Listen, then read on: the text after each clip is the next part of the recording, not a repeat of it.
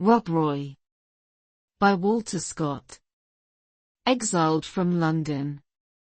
Chapter 1. Dear Will, do you remember me? I am Frank Osbaldistone, and I want to narrate the adventurous story of my early life. It was the year 1714, and I was about 20.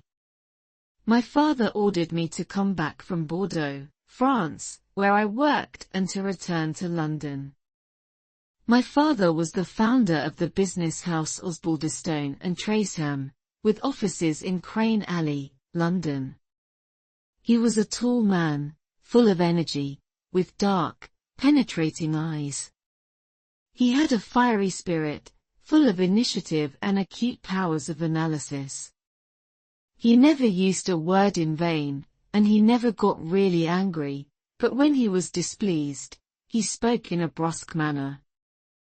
My father wanted me to become his successor in the family business, but I preferred to study literature and write poems. He tried everything to convince me to change my mind and eventually threatened. I have a brother in Northumberland and he too has children, Frank. I will ask one of your cousins to take your place in the business, if you do not obey me. Showing little respect for his wishes, I replied, you can do as you please, the business is yours. I will never sell my liberty for gold. As I was very obstinate, in the end my father decided to send me to his brother at Osbaldistone Hall in the north of England. The following morning, I took the road to York, mounted on a good horse and with 60 guineas in my pocket. I was sad, but I did not want to go back to London. I wanted to show my father that I was adult enough to decide for myself and that I was truly convinced of my decision. The journey was monotonous, but sometimes I had the opportunity to speak to different travellers, parsons, farmers, officers. We spoke of many different matters, taxes, markets, wars and outlaws. One man that I met, a Mr. Morris, was particularly afraid of outlaws. He had a heavy portmanteau which he never abandoned for a moment. He never mentioned his destination, he trusted nobody and he was afraid of me, too.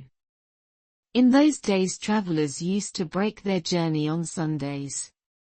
They rested their horses and had dinner together at the local inn, where the innkeeper offered them a meal. On this particular Sunday I stopped at Darlington, at the Black Bear, with my new companion, the strange Mr. Morris.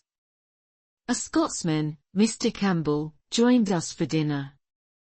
It was the first time I had met a Scotsman and I looked at him with curiosity because I had many prejudices against the inhabitants of Scotland.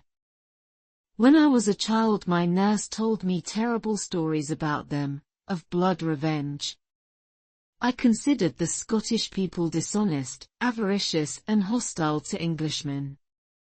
Mr. Campbell was a tall, athletic man who spoke to other people with superiority.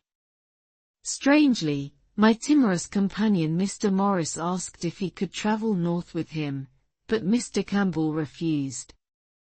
Your companion talks too much, he said.